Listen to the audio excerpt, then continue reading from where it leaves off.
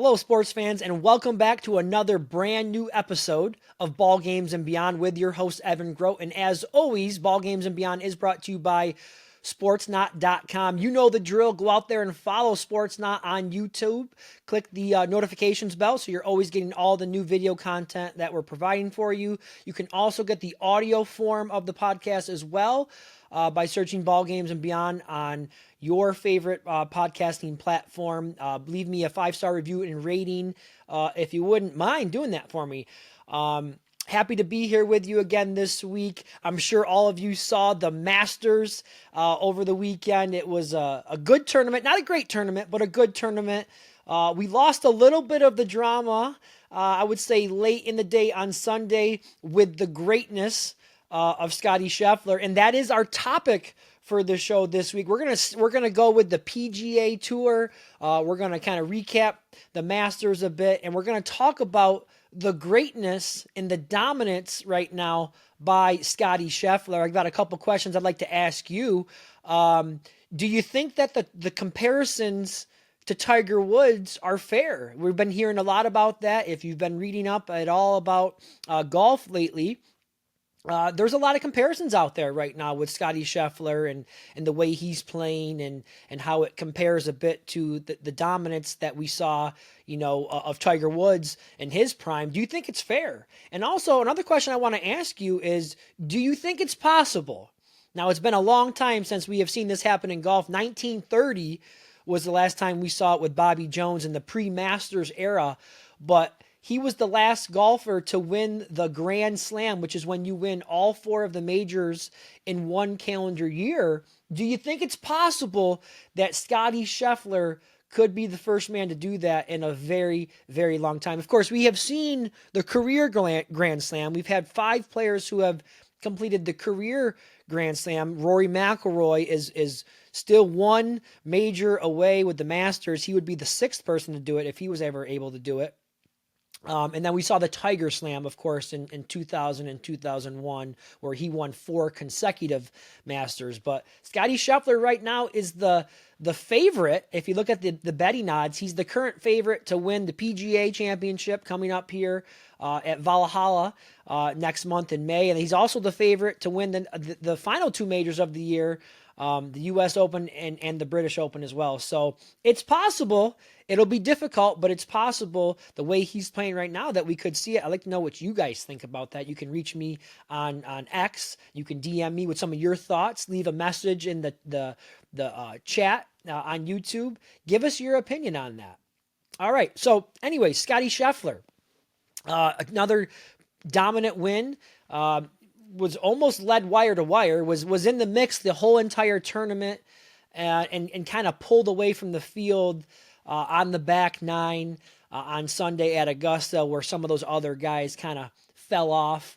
And I think what is most impressive about Scottie Scheffler and what he was able to do on not Sunday, but the entire week at Augusta National was going into the tournament, he was the heavy favorite.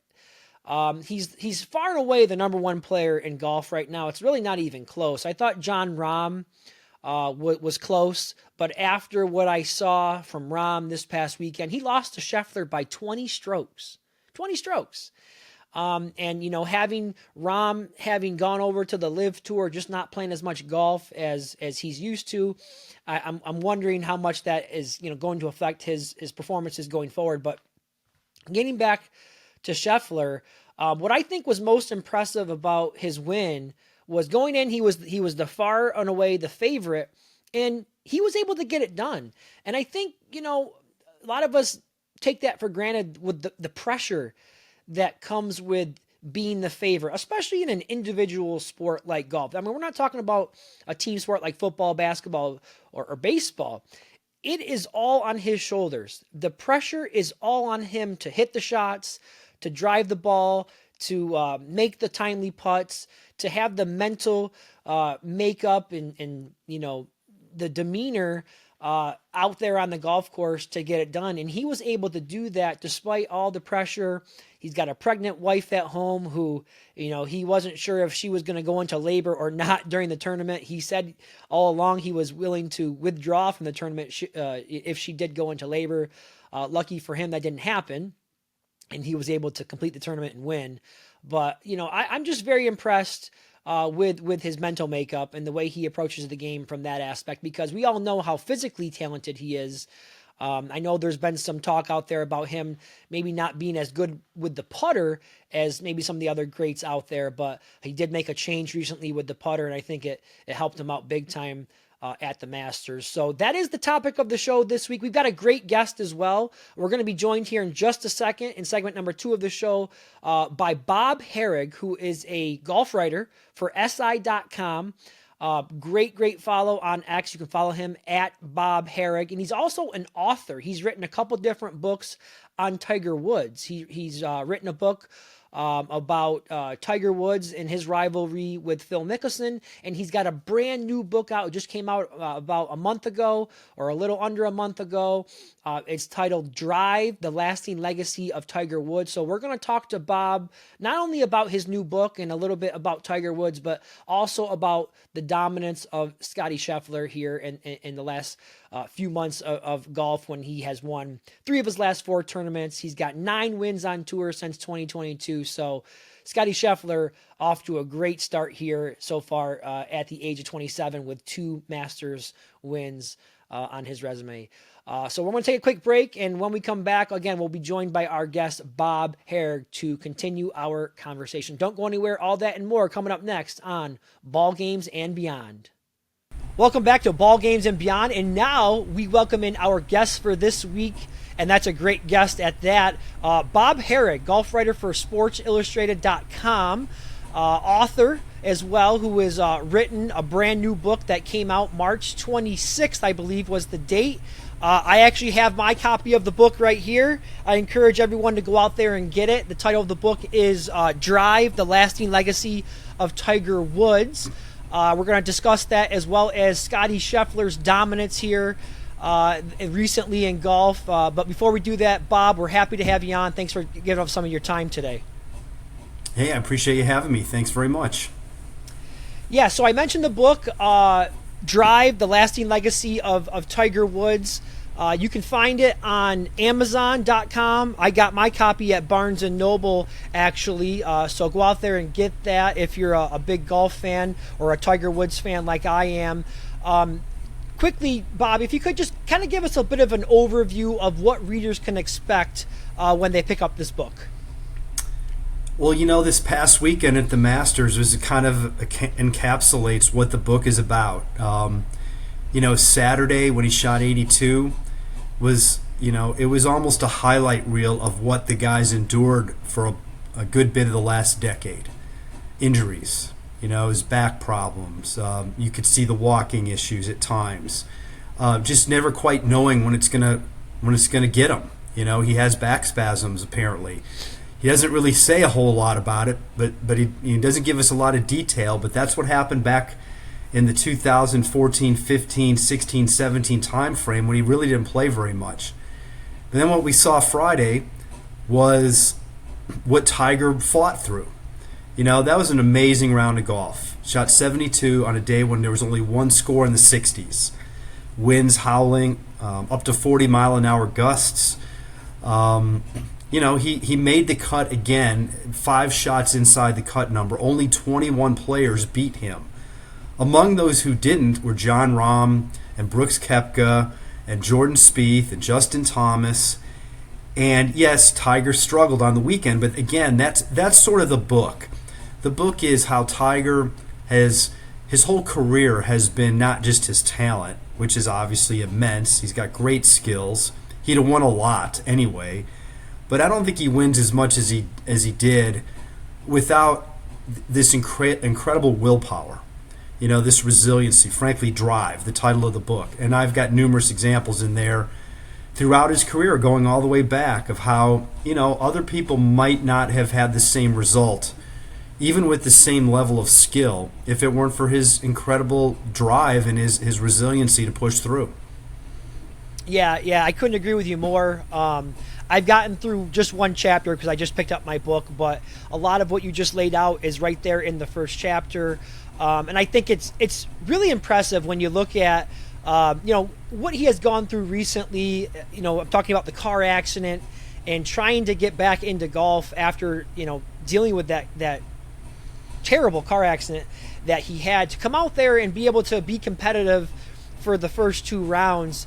It just amazes me at what he is still able to do at age of 48 with all the injuries. Now, as someone like yourself who has followed Tiger his whole career, wrote multiple books on Tiger, you were witness to all 15 of his major victories. Which one of his achievements, and there's been plenty, could you point to as one that maybe stands out more than the others, and kind of represents everything that Tiger Woods is? I think it's a fun barroom debate, frankly, which is his greatest win. I could argue for probably four of them. The first Masters in 97 when he shot 40 for his first 9 holes and ended up winning by 12. The 2000 U.S. Open when he won by 15 shots. Nobody else was under par. Tiger was 12 under, and the next best score was +3 at Pebble Beach. It was an amazing performance. It was part of an amazing run of Tiger's where, obviously he went on to win all 4 majors in a row. An incredible 2000 season. I mean, he was just a remarkable player. The 2008 U.S. Open at Torrey Pines where, we learned afterward he had a couple of hairline fractures in his lower leg, in addition to a completely blown ACL, which he had surgery for a week later. And Tiger won 5 times that year, and four times, I believe, in 6 starts. And then he sat out the rest of the year. He didn't come back until February of 2009. It was an amazing accomplishment there. But then the one that I pick, again, I think it's debatable, maybe recency bias, but the 2019 Masters win. Tiger wasn't Tiger then. He wasn't that same guy who won the first 14 majors. He wasn't expected to win like he was back then. Obviously diminished physically, 2 years removed from spinal fusion surgery, going up against Brooks Koepka, Dustin Johnson, Xander Schauffele. I mean, Francesco Molinari played with him in the last group at the Masters. Just 6 months before or so, 7 months before at the Open, they played together in the final round at Carnoustie, and Tiger took the lead for a short time, but it was Molinari who won. So Molinari wasn't afraid of Tiger. These guys weren't afraid of him. He was 43 years old. He had never won a major coming from behind, and somehow he got it done. Amid all of that, great field, all the physical woes, just 2 years earlier, that really serious surgery. That's why I kind of put it above. I think it was so different than the others, and it was so well received, and there was just this outpouring of response and gratitude, and all the other players were cheering him on. Just so many aspects to that win, and I cover a lot of that ground as well. Yeah, I that's a pretty good list you got there of his top moments, and I think it would be hard to argue with the 2019 Masters as one of his greatest achievements. I don't think many of us, like fans like myself, I didn't think we'd ever see that moment again. And I remember exactly where I was, sitting in my family room, sharing that moment with my children, who are now old enough to be able to kind of watch golf. And, of course, I grew up watching Tiger myself. So for me, that was a pretty cool moment to be able to share that with my kids as well. But, just great stuff there. And, again, go out there and get your copy of the book. The title of the book is Drive, The Lasting Legacy of Tiger Woods, available now at your bookstores everywhere, Barnes & Noble, Amazon.com. Father's Day's coming up, so make sure you go out there and take care of your father. All right, Bob, let's get into the other topic that I had for us today, and that's Scottie Scheffler and his dominance as of late. He now has 2 Masters victories on his resume. He's only 27 years old, has won 3 of the last 4 tournaments, in only 9 starts this year. He's just off to a blistering hot start this season. He's by far the best player on tour right now. It's not even close right now. Number 1 player in the world. I just want to get some of your thoughts on Scottie Scheffler's win at the Masters and just kind of his dominance right now, really since he's joined the tour and, in 2022, I believe it was, when he really started to make a name for himself. Yeah, actually, what's crazy to think about, in 2021, Scottie had not won, and he was the last pick for the U.S. Ryder Cup team that year, and it was somewhat controversial. Like, it's crazy to think of that now. But back then it was a decision that Steve Stricker had to make, and they kind of agonized over it. But they liked him, and they liked what he brought. They liked his ball striking. He had a great Ryder Cup. I think it gave him a lot of confidence. He then changed caddies to Ted Scott, who caddied for Bubba Watson for a long time. And whether it's coincidence or not, he's just been on a roll ever since. He's won 9 times going back to the beginning of 2022. That's the most in that small of a period since Justin Thomas did it in 16-17. But Scottie's got the rest of this year still to win more. I think the most remarkable stat is he hasn't shot a score over par this year. That's Tiger-esque. Tiger did that kind of stuff 20 years ago. In fact, Scheffler's odds at the Masters were Tiger-esque. The last time they were that short was in 2013 when Tiger was in the 4 to 5 to 1 range, and he didn't win. It's not any guarantee, and yet Scottie did win. It's incredible to think that he was tied with 3 other guys with 11 holes to go, and he won by 4 over second place and by 7 over everybody else. I mean, it just kind of blew them away. They made mistakes. He stepped on the gas, and he kind of made the last couple holes easy on himself, which, it was maybe disappointing from a drama standpoint, but it was impressive for him. And, it's scary to think that if he had been putting better last summer, it would just be a remarkable, historic run that he'd be on right now, because he let some chances get away last year. He probably should have won the FedEx Cup. There was a couple of tournaments where he was in the mix and didn't get it done. He had this long stretch of nothing outside the top 12 until the Open. And, it just goes on and on. Just keep piling it up. It's an incredible stretch of golf that he's been playing here, and it doesn't seem like it's going to end anytime soon. Yeah. It certainly did take the drama, especially I would say out of the back 9 of the Masters with the way he played, and some of those other guys kind of fell apart. And you mentioned not shooting around over par. I have the stat here in my notes. He has played 35 competitive rounds on tour this season, and as you mentioned, has yet to record or score over par. So that is absolutely incredible to think about. And I think it's only 1 score at par. Yeah, or 1 or 2. I mean, it's not even just over par. It's like he's only had 1 or 2 that were even par. Like out of those 35 rounds, like 33 are under par, which is it just takes it even farther. It's crazy. So, but it's great stuff, and it's more power to him. It's been a fun ride for him. Yeah. Now, one of the other things I wanted to follow up with you there was you mentioned the comparisons to Tiger, and because you're such a you've wrote the multiple books on Tiger, you've covered his career so closely, I think you're a good person to ask this question. Do you think the comparisons to Tiger are fair? Because sometimes in sports, I think that we're so quick to crown someone the heir apparent to like the greatest, right? I mean, we are already hearing in NFL football, Patrick Mahomes is now creeping up on Tom Brady. We know the LeBron and Jordan debate that is going to rage on. And now here in golf, we have Scottie Scheffler, in the conversation with Tiger Woods. Now, obviously, he still has a long way to go, but he's in the conversation. And I think if we just look back maybe, 10 or 12 years, I can't remember exactly when it was, but Rory McIlroy was on a streak where he looked like maybe he was the next guy, and then we had Jordan Spieth, who won 3 majors right away to start his career, and I think what that shows is because they haven't continued to win, at least in the majors. It's hard. It is hard to win those 4 big time tournaments, and I think ultimately when we're talking about greatness in golf, you're going to be measured by how you do in those major tournaments, in your success in those major tournaments. So, for as dominant as Scheffler has been, do you think that the comparisons to Tiger are fair right now? I think within context they're fair.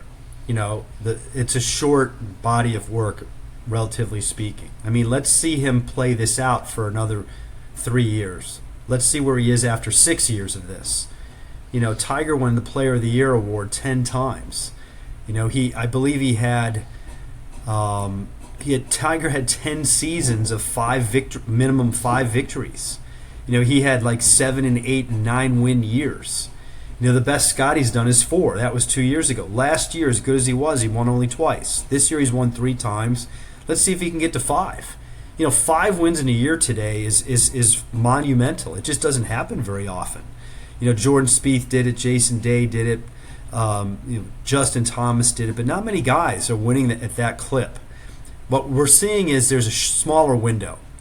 Jordan Spieth got most of his winning done through 2017. Since then, he's only won twice. As great as his career is, he's not won much in the last 6 years. JT, same thing.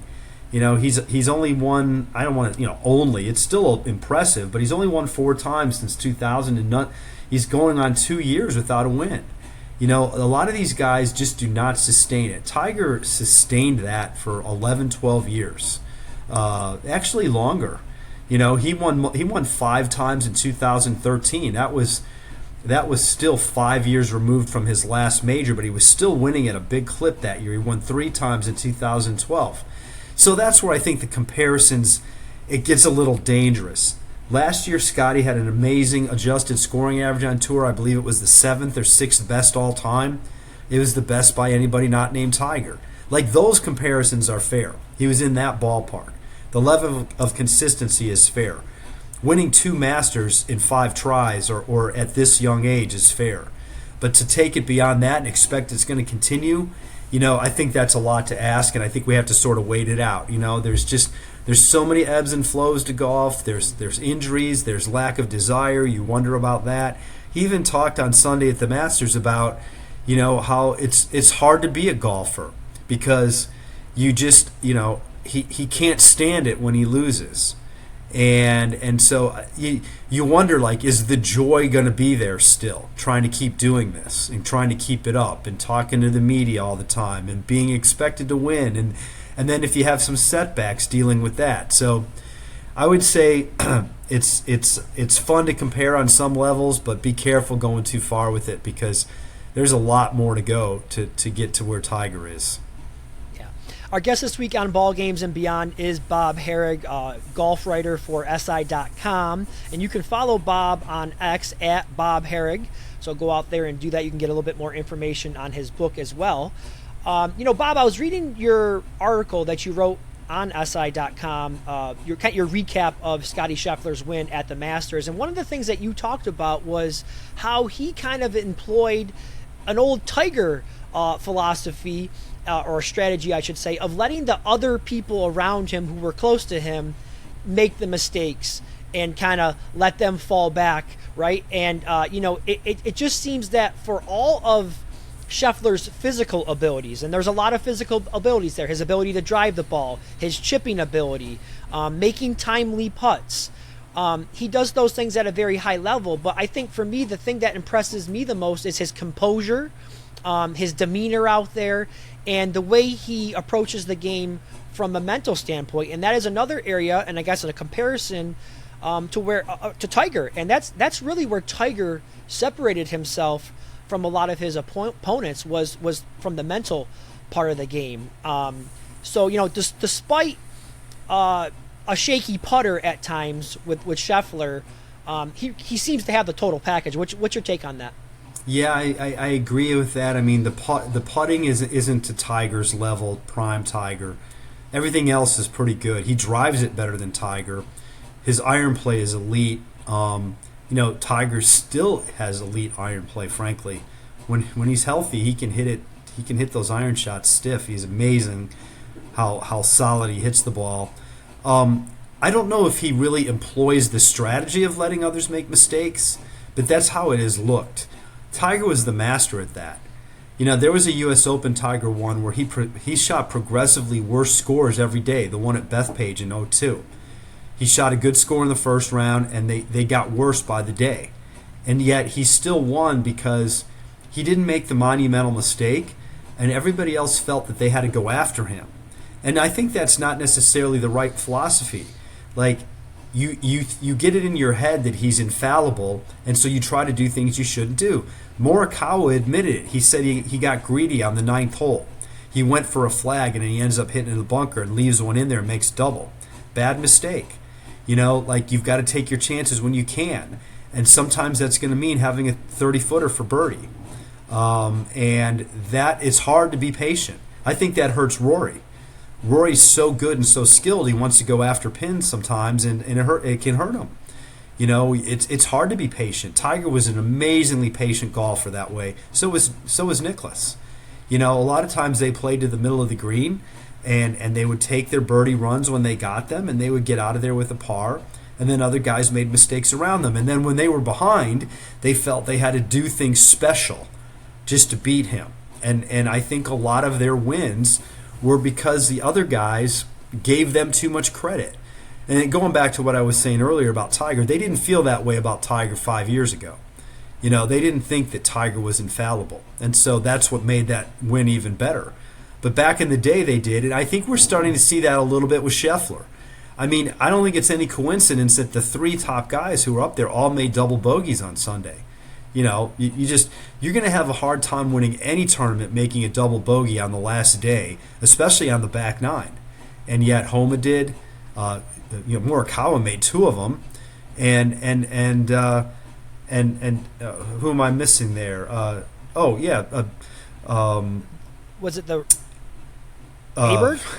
Was it the rookie? Ober, right. He made the one yeah. on 11, although he bounced back and made a couple of birdies. Ludwig was great. Look, his might have been a mistake of youth there, but although afterward he said, I played the same shot every day. He tried to play this little draw off the right side of the green. He overcooked it. But, you just cannot hit it in the water there. You can get out of there with a 5 and probably be okay. But to his credit, he bounced back with a couple of more birdies, and he made Scheffler have to, Scheffler couldn't just coast in. And he didn't. Scheffler birdied 13. He nearly made eagle. He birdied 14, and then he just, he got it in and in easy fashion almost. Although I'm sure it wasn't. Yeah, he made it look easy, right?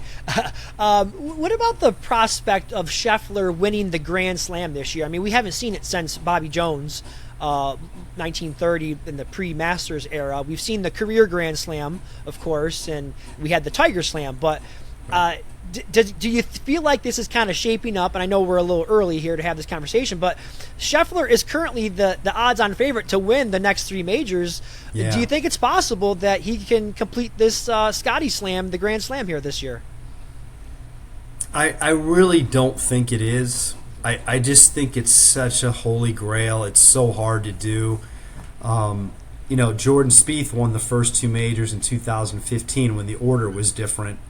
He won the U.S. Open. He needed some help there from Dustin Johnson to win that one, and then he had a great chance at St. Andrews, and actually missed a playoff by a shot, and finished second at the PGA. It was an amazing run that year. But look how good he was, and he still, he couldn't win the third. It's so much to ask, and it would be fun though if he got the second one. It's been very rare where a guy wins the first 2 majors in a year. Spieth being the last one. The last time before that was Tiger in 2002, and Tiger won the first 2. And he went to the British and was right there in the third day and got hit by 40-degree temperatures and a swirling wind, and he shot his first score in the 80s. So stuff happens. It's just so hard, and I wouldn't necessarily bet against it. I just think it's really, really sort of a long shot to think that could happen. Who knows what's going to be going on a month from now when he plays the PGA? But it's going to be fun to see him try. Yeah, absolutely. Bob Harig is our guest, golf writer for SI.com, and we'll wrap it up with this one right here. And I know this is could be a difficult one to project, but ultimately, if he remains healthy, remains focused on golf, how many majors could you see him ending his career with? Yeah, it's a great question. I mean, when Rory got to 4, didn't we think he might get to 8? Yeah. And he's still at 4. Brooks has 5, and that's amazing how quickly he's done that, actually. When Jordan got to 3, we thought for sure that he would win a couple more. It's just really hard to keep it going. There's some guys out there in their careers. Tiger and Jack are the outliers. Arnie won all of his majors in a 7-year period.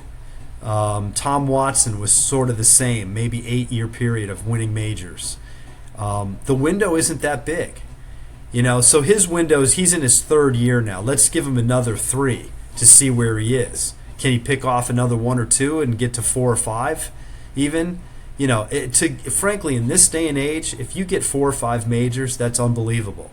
And if you can get to 6 to tie Phil, who's won the most of anybody outside of Tiger in the modern era, that's incredible. I just think those days it's the idea of even thinking about getting to double-digit majors, as great as he's playing right now, it's pretty far-fetched because there's a lot of really good players. It's hard to keep it going.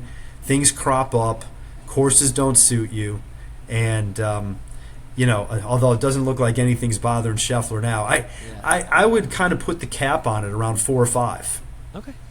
Yeah, we'll have to see how that plays out. He's off to a good start right now. But Bob Harig, everybody, go out there and get the book, Drive: The Lasting Legacy of Tiger Woods. I'm 1 chapter in so far, and I'm already hooked. I'm going to pick it up again tonight. Bob, thank you so much for the time, and we appreciate some of your insight here today. Thanks, Evan. I appreciate you having me.